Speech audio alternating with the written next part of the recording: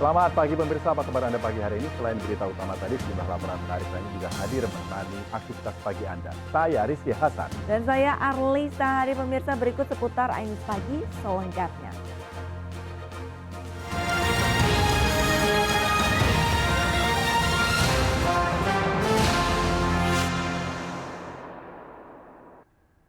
Pemirsa, Marcelino Ferdinand sukses membawa Oxford United Academy pesta gol atas Banbury United. Dino mencetak 2 dari 6 gol The US ke gawang lawan.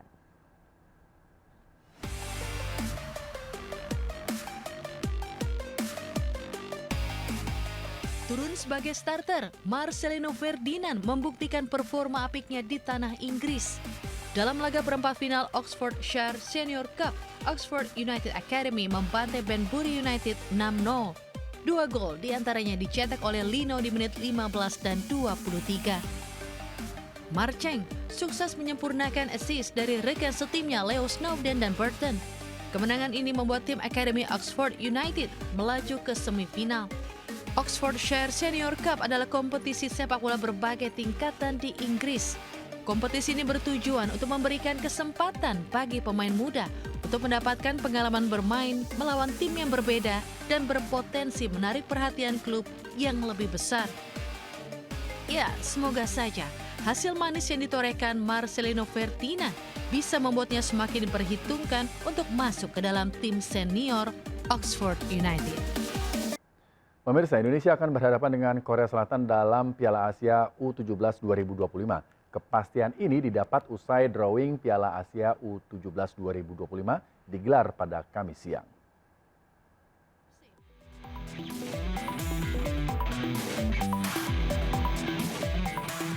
Hasil undian grup Piala Asia U17 2025 menempatkan Indonesia berada di grup C bersama tim-tim kuat.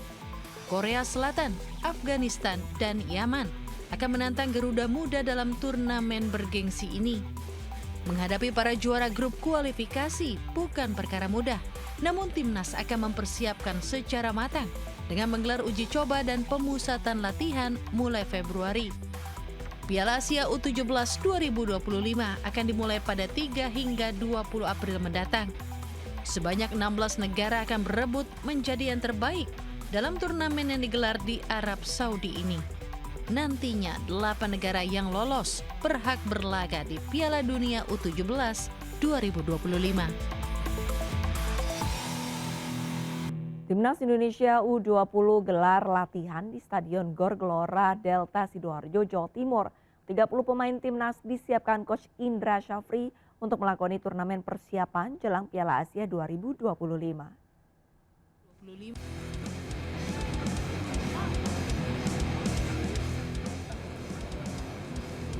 Jens Reven dan kawan-kawan menjalani latihan intensif untuk melakoni turnamen persiapan Piala Asia 2025.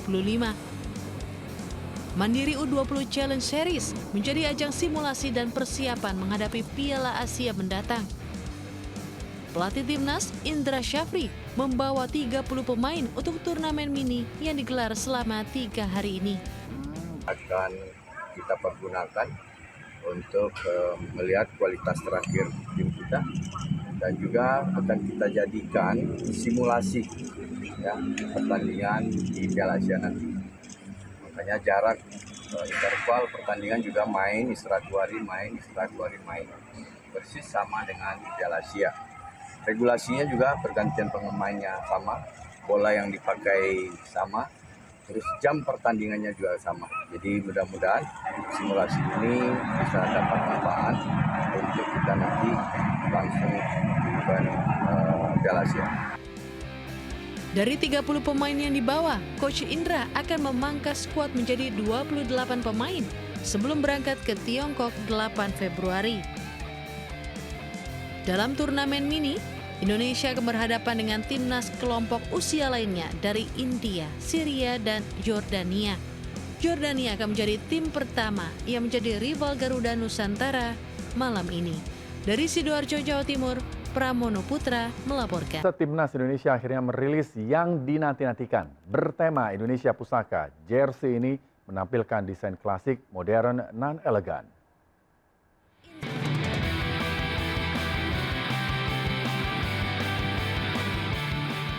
Jersey timnas Indonesia ini menjadi trending topik insan sepak bola tanah air sejak Kamis sore. Sandy Walsh, Tom Haye, Ragnar Oratmangun, Shane Patinama, Calvin Verdong, dan Miss Hilgers sukses membius Garuda fans dengan jersey baru berwarna merah. Dengan tema Indonesia Pusaka, Semarak Kebanggaan Indonesia, jersey ini menampilkan desain klasik modern nan elegan. Penambahan kerah dan motif batik serta elemen khas Nusantara menambah nilai tersendiri. Jersey home timnas Indonesia sudah bisa dibeli Garuda fans pada 14 Februari mendatang. Pemirsa, para pegiat, pecinta dan pemilik hewan piaraan harus memperhatikan kesejahteraan hewan kesayangan termasuk kucing. Nah, salah satunya dengan merawat dengan penuh kasih sayang serta memberikan asupan nutrisi yang tepat.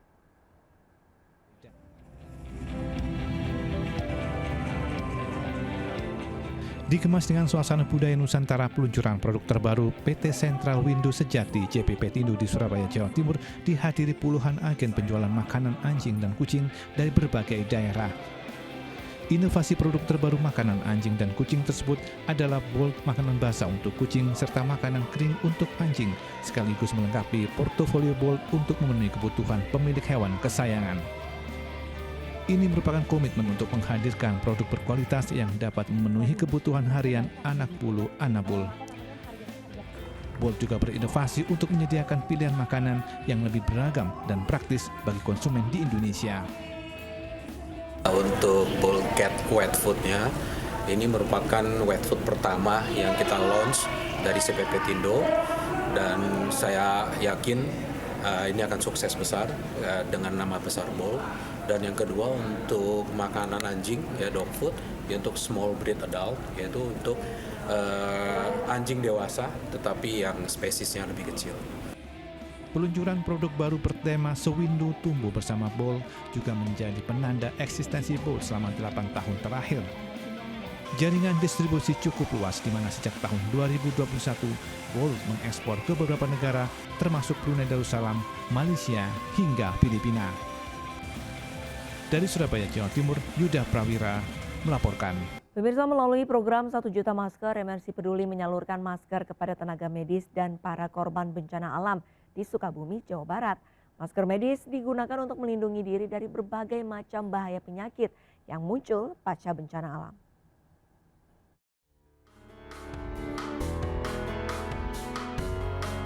Awal Desember 2024, Kabupaten Sukabumi diterpa berbagai bencana alam. Mulai dari banjir, tanah longsor hingga tanah bergerak yang mengakibatkan ribuan kepala keluarga yang berada di 39 kecamatan terdampak bencana. Salah satunya di Kampung Nagrak, Desa Ciwalat. Sebanyak 28 rumah rusak berat dan 128 rumah lainnya rusak sedang dan ringan akibat bencana tanah bergerak. Saat ini, 40 kepala keluarga terpaksa masih harus mengungsi karena rumah mereka rusak. Para korban bencana ini juga masih takut terjadi bencana susulan. Berarti rumah ditinggal? Iya, ditinggal itu keluar. Karena retak? Retak. Retak. Di bawah retak, di atas retak. Di kolong-kolong tempat tidur itu udah pada bara bolong. Membantu korban bencana alam di Sukabumi, MNC Peduli menyalurkan 6.000 masker dan 2.000 sarung tangan medis untuk melindungi tenaga medis dan para korban bencana dari bahaya berbagai macam penyakit susulan pasca bencana. Dalam kegiatan ini, MNC Peduli dan Puskesmas Pabuaran juga melakukan pemeriksaan kesehatan para korban bencana alam. Ucapkan terima kasih telah datang ke Kecamatan Pabuaran. Harapan kami terutama terhadap pemerintah untuk segera penanganan untuk hunian tetap.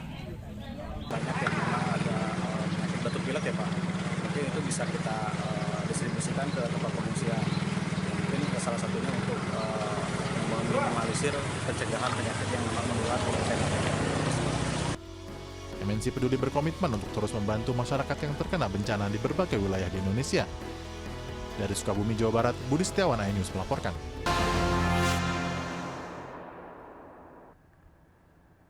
Pemirsa, sejumlah wilayah di Indonesia terendam banjir dengan ketinggian 50 cm hingga 2 meter. Banjir merendam rumah, sekolah, dan jalan raya hingga mengakibatkan kemacetan panjang.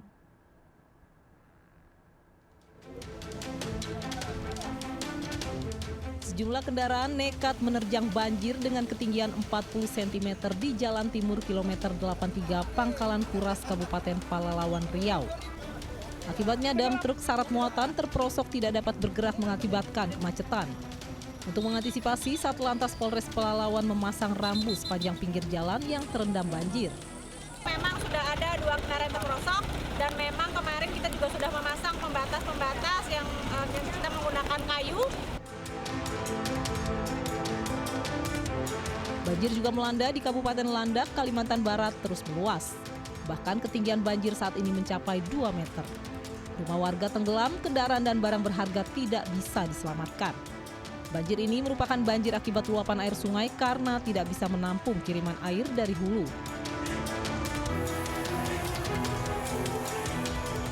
Banjir juga merendam ratusan rumah warga di 3 kecamatan di Kabupaten Jombang, Jawa Timur. Ketinggian banjir di titik terdalam hari ini mencapai 2 meter.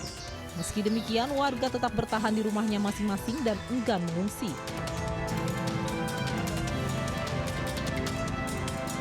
Ketinggian air mencapai 40 cm menggenangi akses jalan menuju sekolah hingga halaman depan kelas di wilayah Tanggulangin, Sidoarjo, Jawa Timur. Akibat banjir, ratusan murid di 2 sekolah ini terpaksa belajar di rumah dengan pola daring. Dinas Pendidikan dan Kebudayaan Sidoarjo menyebutkan sedikitnya ada 2 sekolah di wilayah Tanggulangin yang terdampak banjir. Selain di Jawa Timur, luapan air sungai juga merendam sekolah di Pelalawan Riau. Tingginya curah hujan dan dibukanya 5 pintu waduk PLTA Koto Panjang menyebabkan banjir di Kabupaten Pelalawan semakin meluas. 6 kecamatan dengan 21.000 jiwa terdampak banjir menanti penyaluran bantuan dari pemerintah. Tim Liputan melaporkan. Petugas gabungan berhasil mengevakuasi salah satu mobil dari lokasi kebakaran di Glodok Plaza. Keluarga yang melihat mobil korban tidak kuasa menahan nangis.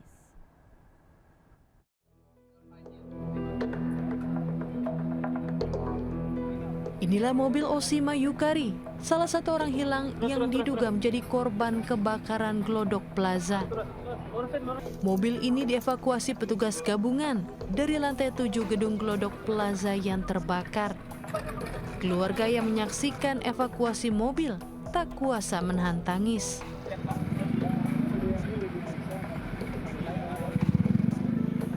Karcis tiket masuk Glodok Plaza ditemukan di dalam mobil. Tercatat, korban seorang pramugari, salah satu maskapai penerbangan, tiba di lokasi pada 15 Januari pukul 18.43 waktu Indonesia Barat, hanya selang beberapa jam sebelum kejadian. Keluarga berharap korban dapat segera teridentifikasi. Sampai sekarang belum, ya karena kan memang prosesnya cukup lama ya. Info dari DVI bahwa memang korbannya ini kan agak susah untuk diidentifikasi, jadi ya kita tetap sabar.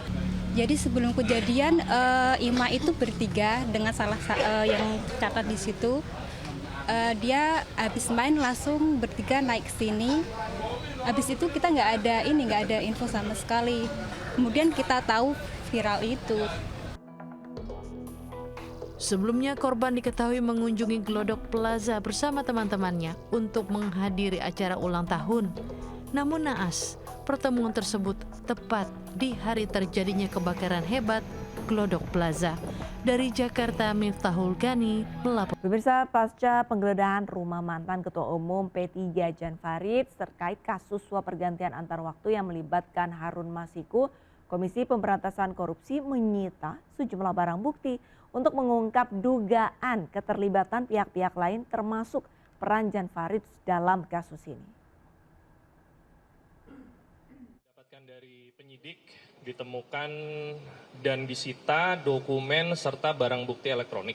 Masih didalami oleh penyidik.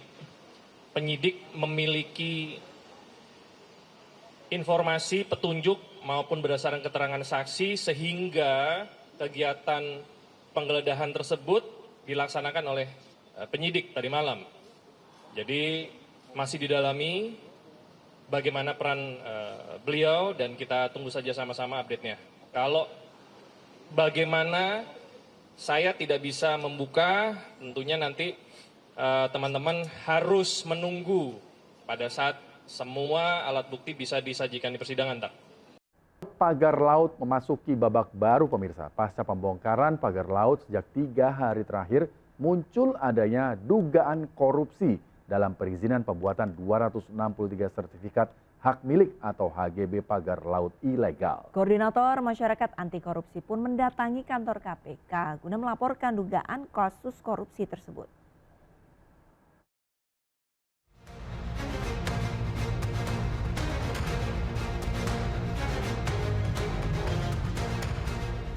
Polemik persoalan pagar laut terus bergulir. Usai dilakukan pembongkaran, kini pemilik dan pihak yang bertanggung jawab atas perizinan pagar laut terus diusut. Bahkan kini muncul adanya dugaan korupsi dalam pembuatan 263 sertifikat hak milik atau hak guna bangunan pagar laut ilegal tersebut. Salah satunya laporan aduan dugaan korupsi sertifikat pagar laut yang dilayangkan Boyamin Saiman selaku Koordinator Masyarakat Anti Korupsi ke KPK. Boyamin mengaku laporan tersebut didasari atas pernyataan Menteri ATR BPN Nusron terkait adanya dugaan cacat formil bahkan material dalam pembuatan sertifikat tersebut. Ini artinya ada dugaan pemalsuan letter C, letter D hingga warkah menyangkut dokumen sertifikat tersebut. Boyamin juga menyebut 2 mantan Menteri ATR BPN sebelum era Kabinet Merah Putih turut bertanggung jawab dalam perizinan surat keputusan sertifikat tersebut. Surat keputusan yang mendasari HGB dan HM itu adalah level menteri. Dan itu saya sebut juga dalam surat saya ada 2 menteri. Yang jelas bukan Pak bukan Pak Nusron Wahid. Artinya yang menteri awal itu menandatangani sekitar 90% dari 200 sekian tadi. Yang 10% menteri setelahnya. Menanggapi hal tersebut, Wakil Ketua Umum DPR RI Sufmi Dasko Ahmad mengatakan pihaknya telah menerima statement pemerintah yang akan secara tegas membatalkan sertifikat HGB pagar laut ilegal tersebut. Kemudian ada yang dilakukan yang isu-isu pada saat ini kan bukan terjadi pada saat pemerintahan Pak Prabowo seperti pagar laut, dan kami dari DPR juga sudah menerima statement dari pemerintah bahwa mereka akan tegas membatalkan sertifikat yang ada. Sementara pihak Komisi 4 DPR RI meminta Kementerian Kelautan dan Perikanan segera menuntaskan proses investigasi dan pemeriksaan terhadap pembangunan pagar laut ilegal. Lalu akankah pihak yang bertanggung jawab terhadap dampak kerugian akibat pembangunan pagar laut ilegal tersebut juga akan segera diusut tuntas? Tim Liputan iNews melaporkan. Dan pemirsa, Arlisa Hadi akan menyampaikan dampak pagar laut yang semrawut hingga nilai kerugian ekonomi di Laut Tangerang, Banten. Silakan Arista. Baik, terima kasih banyak Rizkia. Pemirsa, ini semrawut pagar laut memberi efek domino. Selain berdampak pada kerusakan ekosistem laut, pagar laut sepanjang 36 km juga berimbas pada nilai kerugian ekonomi hingga lebih dari 100 miliar per tahun pemirsa. Dan pemirsa, ini termasuk 3.888 nelayan tradisional atau hampir 4.000 nelayan ini turut terdampak, dan berikut informasi selengkapnya dalam infografis pemirsa. Seperti kita lihat pemirsa, berdasarkan data analisis ekonomi dan pakar kebijakan publik UPN Veteran, nilai kerugian yang ditimbulkan akibat pemasangan pagar laut ilegal ini diperkirakan menembus 116,91 miliar rupiah per tahunnya. Dan di mana dengan rincian kerugian diantaranya adalah 93,31 miliar per tahun ini dari penurunan pendapatan nelayan. Kemudian ada 18,60 miliar rupiah per tahunnya dari kerugian peningkatan biaya operasional, serta 5 miliar per tahun akibat kerusakan ekosistem laut. Selanjutnya, pemirsa, pemasangan pagar laut sepanjang 36 km selain meningkatkan resiko keselamatan nelayan saat melaut, juga memicu konflik sosial antar warga yang saling curiga terkait pemasangan pagar laut, serta menghalangi akses publik ke wilayah pesisir. Tidak hanya itu pemirsa, Menteri Kelautan dan Perikanan Sakti Wahyu Trenggono mengungkapkan bahwa 3.888 nelayan tradisional termasuk para penangkar kerang terdampak pagar laut ilegal di Kabupaten Tangerang, Banten pemirsa. Pemirsa, fenomena pagar laut menjadi pengingat penting semua pihak bahwa laut bukan sekedar hanya sebatas sumber daya, namun juga warisan yang harus dijaga. Lalu kira-kira apa motif pembangunan pagar laut oleh pihak-pihak tertentu dan siapa yang bertanggung jawab terkait dampak kerugian yang ditimbulkan? Diharapkan pemerintah bisa tegas mengusut tuntas polemik pagar laut secara transparan agar bisa mengembalikan kepercayaan publik sekaligus melindungi ekosistem laut Indonesia di masa depan. Baik, terima kasih Arlista. Kita ke informasi berikutnya. Pemirsa, aktivitas belajar mengajar yang dilaksanakan semenjak pagi hingga jelang petang tidak jarang mendatangkan penat untuk para siswa. Untuk mengurangi dampak kelelahan ini, salah satu SMP negeri di Surabaya mengadakan program tidur siang untuk para siswanya.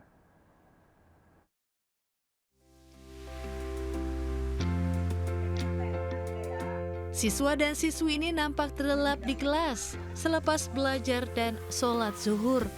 Beralaskan tikar, anak-anak ini sedang menjalani program baru sekolah yang belum ada di sekolah lainnya. Para siswa dan siswi pun tidur, diiringi alunan lagu relaksasi yang juga bergema di setiap sudut sekolah. Ya, program unik tidur siang di sekolah digagas SMP Negeri 39 Surabaya. Mulai jam 1 siang, para siswa sudah mempersiapkan kelas dan menggelar tempat tidur mereka. Ruang kelas dibagi menjadi 2, bagian putra dan putri dibatasi dengan bangku sekolah. Enak sih, soalnya bisa refreshing pikiran, jadi segar aja. Agar tidur nyenyak, sebelum tidur semua telepon genggam wajib dikumpulkan. Para pelajar ini dapat menikmati tidur siang bersama di sekolah selama 1 jam. Ide unik ini berawal dari keresahan guru terhadap sebagian murid yang sering lelah dan mengantuk di siang hari. Anak itu lelah, ngantuk lelah, lemes, dari situlah muncul pada saat kami rapat dinas. Ide muncul Bapak Ibu guru itu, kalau bagaimana Bu kalau diadakan relaksasi 1 jam gitu, cara SAS gitu gimana Bu? Program tidur siang di SMP Negeri 39 Surabaya yang baru digelar 2 kali ini diharapkan mendapat tanggapan dan hasil positif ke depannya. Kegiatan ini mengingatkan kita terhadap program yang sama yang diberlakukan di sejumlah negara, salah satunya di Tiongkok. Para pelajar mendapat kesempatan untuk beristirahat sejenak agar dapat kembali beraktivitas dengan baik. Fasilitas yang nyaman seperti ini semoga bisa diikuti di Indonesia agar siswa merasa nyaman dan tenang. Dari Surabaya, Jawa Timur, Yuda Prawira melaporkan. Pemirsa, seorang veteran perang yang terlibat insiden perobekan bendera di Hotel Yamato akhirnya menemukan makam sang istri tercinta di Lumajang, Jawa Timur. Usai pencarian panjang selama 70 tahun, Mbah Ahmad yang berusia 103 tahun kini bisa berkumpul bersama keluarga pujaan hatinya.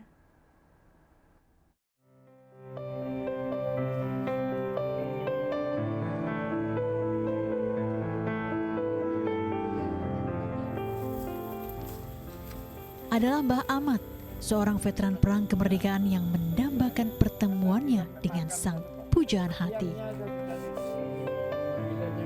Penantian panjang selama 70 tahun mencari keberadaan sang istri, Mbah Ahmad akhirnya mendapatkan kabar istri tercinta. Bak drama Korea, Mbah Ahmad begitu terharu. Di depan makam, ia pun menangis bahagia tak menyangka bisa menemukan rumah abadi sang istri tercinta. Kebersamaan Mbah Ahmad dan istrinya Supiah sebelumnya dipisahkan oleh kondisi perang kemerdekaan, di mana Mbah Ahmad ditugaskan melawan penjajah dalam pertempuran Merah Putih pada 14 Februari 1946 silam di Manado, Sulawesi Utara. Mbah Ahmad pun tak kunjung kembali dari peperangan hingga Supiah meninggal pada tahun 1954. Mbah Ahmad yang kini berusia lebih dari 1 abad ini mengaku sangat bahagia bisa kembali menemukan keluarga almarhumah istri tersayangnya di kaki Gunung Semeru di Desa Penanggal, Kecamatan Candipuro, Lumajang, Jawa Timur. Bisa menemui makamnya mereka, jadi selama 70 tahun lebih mungkin saya baru kali ini bisa menemui. Saya sudah mulai tahun 55, ya saya mencari, memang mencari tapi tidak diketemukan. Saya sangat bahagia luar biasa, tidak ditebus dengan uang. Sayangnya, makam istri sang veteran sejati ini kini tak terurus. Selain batu nisan yang tak berbentuk, bendera merah putih sebagai lambang kebanggaan Indonesia pun nampak tak terawat.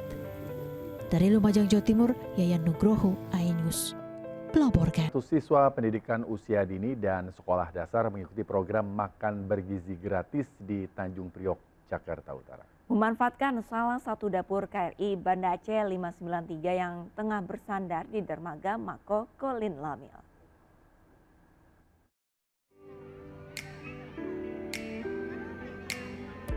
TNI Angkatan Laut mengadakan program makan bergizi gratis dengan memanfaatkan salah satu dapur di KRI jajaran Kolin Lamil, KRI Banda Aceh 593 yang tengah bersandar di dermaga Mako Kolin Lamil, Tanjung Priok.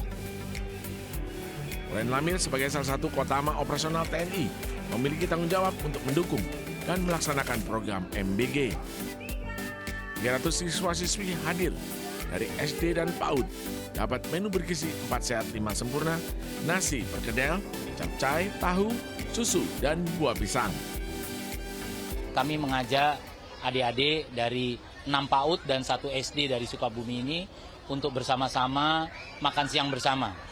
Untuk total jumlah yang mengikuti makan siang bersama hari ini, dari SD Golden Age ini ada 68 siswa dengan 15 pengajar, dan dari PAUD, dari ke-6 PAUD ini ada 270, kira-kira demikian. Jadi hampir sekitar 300 lebih untuk yang mengikuti makan siang bersama kali ini. TNI Angkatan Laut berharap makan bergizi gratis yang berlangsung di atas kapal terus dilanjutkan. Anak-anak selain mendapatkan makanan bergizi, dapat ilmu pengetahuan tentang laut dan kapal. Dari Jakarta, Aulina Aisyah, Rizky Ikhwal melaporkan.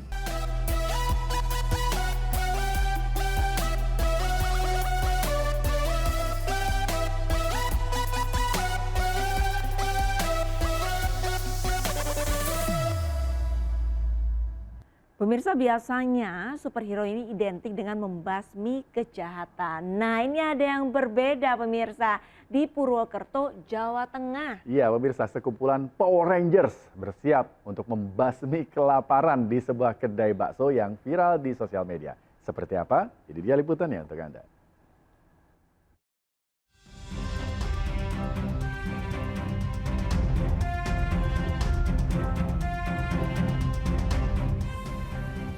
Dengan cekatan, 2 ranger biru ini menyiapkan seporsi bakso lengkap dengan mie dan isian lainnya. Ranger pink dan kuning kompak mengantarkan pesanan bakso dan minuman kepada pembeli yang sudah tak sabar menunggu. Sementara ranger lainnya tak kalah sibuk menyiapkan pesanan. Ya, momen unik ini terdapat di sebuah kedai bakso di Jalan Jenderal Sudirman, Purwokerto, Kabupaten Banyumas yang selalu ramai pengunjung. Kostum Power Rangers membawa daya tarik dan cuan tersendiri karena unik dan berbeda dengan yang lain. Mengenang film tahun era 90-an sih sebenarnya. Jadi kita kenang lagi Power Rangers. Karena Power Rangers kan biasanya untuk membasmi kejahatan ya. Nah ini Power Rangers membasmi kelaparan. Tak hanya nikmat dan lezat, ide unik kostum superhero ini membuat pengunjung terhibur dan tak lupa untuk foto bersama. Penasaran Mas. Penasaran karena apa? Karena unik aja. Unik? Iya, baru ada di Purwokerto. Apabila nanti lewat sini, kalau kita kelihatannya agak sampai jadi Bakso jimpeng dibanderol Rp16.000 per porsi. Dalam sehari, 400 hingga 500 mangkok habis terjual. Nah, bagi penikmat bakso, tak ada salahnya untuk mampir ke sini sambil dilayani pasukan Power Rangers, sang pembasmi kelaparan, mulai pukul 5 sore hingga 12 malam. Dari Banyumas, Jawa Tengah, Saladin Ayubi melaporkan. Pemirsa, wisata negeri di atas awan Citorek kini semakin ramai pengunjung. Warga desa berbenah mengelola alam agar terjaga kelestariannya di Lebak, Banten. Keindahan alam Citorek diharapkan mampu dimanfaatkan warga untuk mencari penghasilan tambahan selain bertani.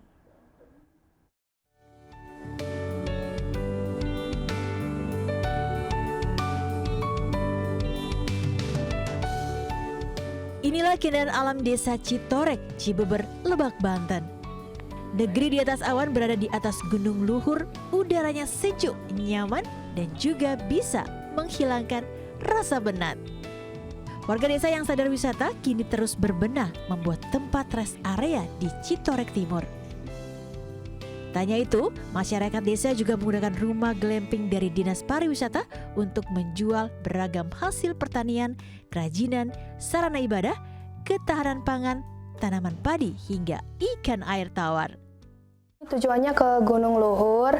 Nah, setelah ke Gunung Luhur, kami tidak langsung pulang. Tapi kami mendengar wisatawan-wisatawan lain katanya di sini itu dinamakan rest area Citorek Tengah. Jadi kami penasaran untuk mengunjunginya. Menariknya lagi, di rest area ini para wisatawan juga bisa menikmati keindahan alam sambil bermalam dan menikmati view sawah dan hutan yang masih asri. Semua kegiatan pariwisata di sini dikelola oleh badan usaha milik desa. Jadi wisatawan setelah dari Gunung Luhur bisa mampir ke sini, misalkan ya sekedar hanya untuk menikmati suasana Citorek, karena kebetulan di sini kan view-nya ada sawah, hutan gitu kan. Ini bisa menjadi alternatif lain setelah dari Gunung Luhur itu. Memanfaatkan keindahan alam Citorek, warga desa berharap mampu menambah penghasilan dari sektor pariwisata. Dari Lebak, Banten, Iskandar Nasution, iNews melaporkan. Pemirsa, diskusi publik terkait revisi Undang-Undang Pemilu pasca putusan Mahkamah Konstitusi terkait penghapusan ambang parlemen digelar oleh Komite Nasional Pemuda Indonesia di Jakarta. Diskusi ini meminta semua pihak, khususnya anak-anak muda, untuk ikut mengawal dan menjaga putusan tersebut demi terciptanya demokrasi yang lebih baik.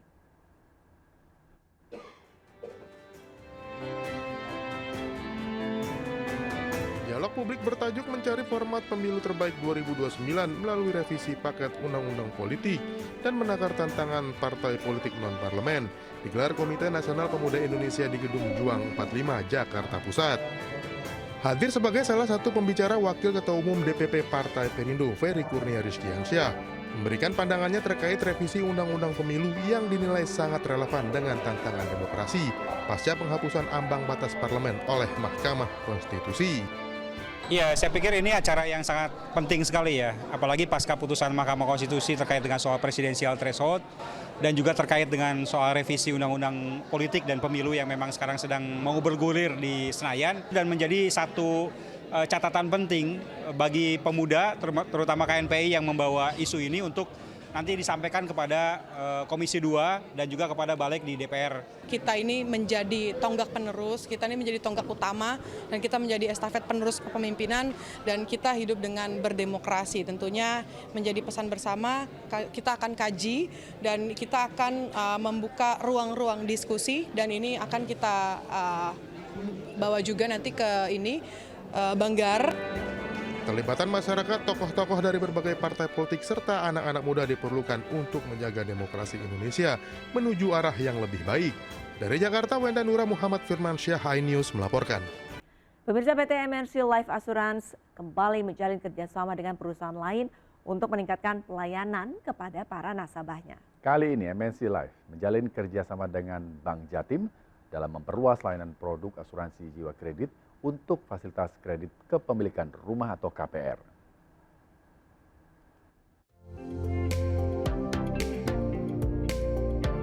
Kerjasama PT MNC Life Assurance dengan Bank Jatim ditandai dengan penandatanganan MOU. Managing Director Insurance Business Group and President Director MNC Life Risha Dilianti dan Direktur Manajemen Resiko Bank Jatim Eko Susetyono di kantor Bank Jatim, Surabaya.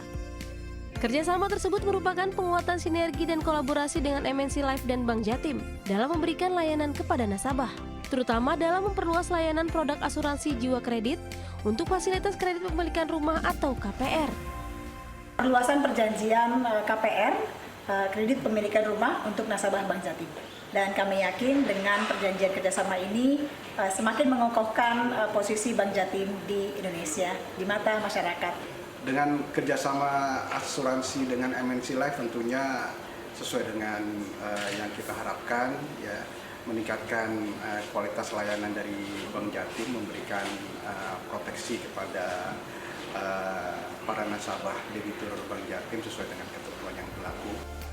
Kerjasama ini bagi MNC Life merupakan komitmen untuk terus berinovasi dalam meningkatkan jaringan kerjasama yang memberikan manfaat bagi pengguna layanan. Dari Surabaya, Jawa Timur, Hari Tambayong, iNews melaporkan.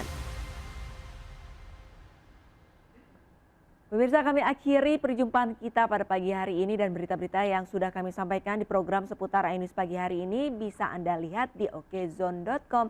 Silakan men-scan barcode yang tertera di televisi Anda.